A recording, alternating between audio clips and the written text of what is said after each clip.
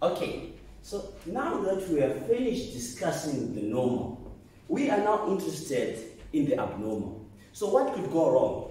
So let's take you back to the process when we were saying we're trying to divide our trachea from our esophagus. So during this process of tracheoesophageal septation, we can have defects. So there are a number of variety of defects that can result. We can have this kind of defect, whereby the proximal part of the esophagus is ending into a blunt pouch and the distal part is connected to the trachea. Or we can have all these kinds of variations. So among these kinds of variations, the most common one is this one. So in 90% of defects, we have a situation whereby the proximal part of the esophagus is ending into a blind pouch, and we call that situation an esophageal atresia.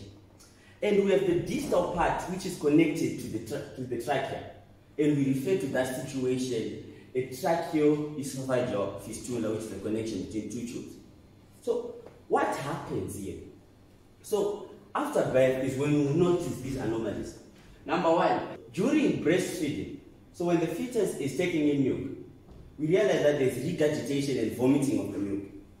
And also at the same time, because we are inhibiting oxygen flow, will result in the fetus turning blue in color.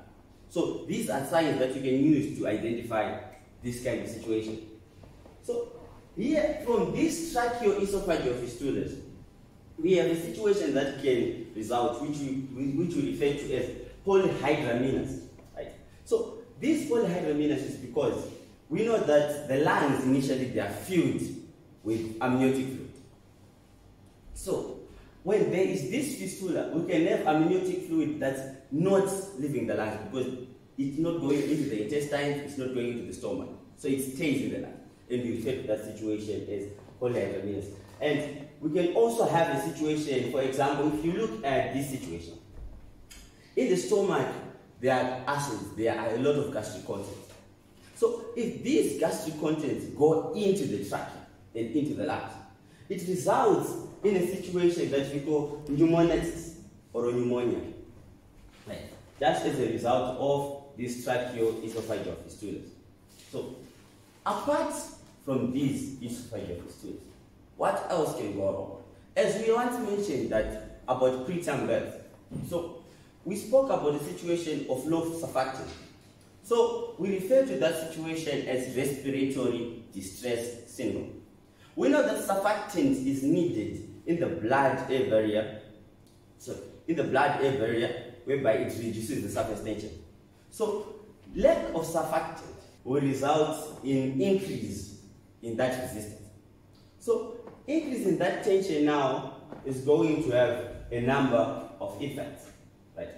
So we can have, during expiration, we have collapse of alveoluses because of the high tension, number one. Number two, we find that inside the lungs, it contains a fluid that is high in protein.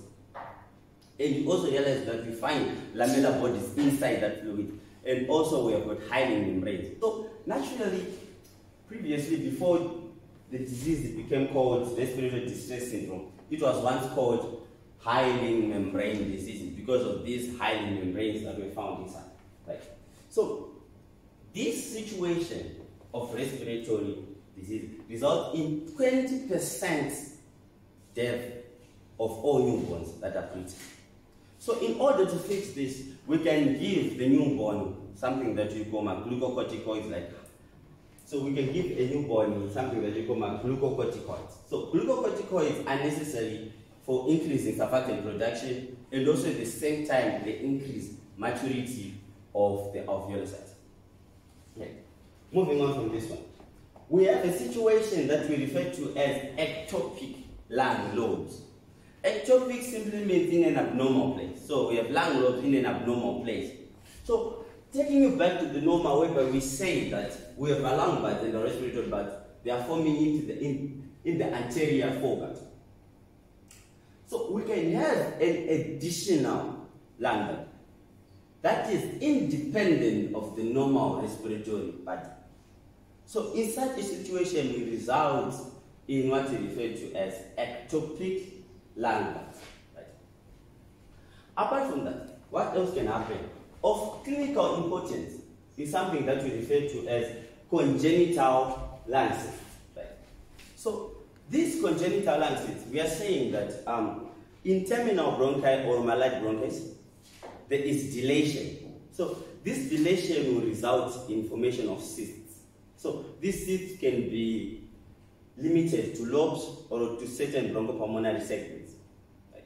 So this is a very important thing to remember. So these cysts on a radiograph, these cysts will give the lung a honeycomb appearance. Good. So lastly, we have something that we call the varicose defect. So a varicose defect, we're saying that it's a combination of various kinds of things, right?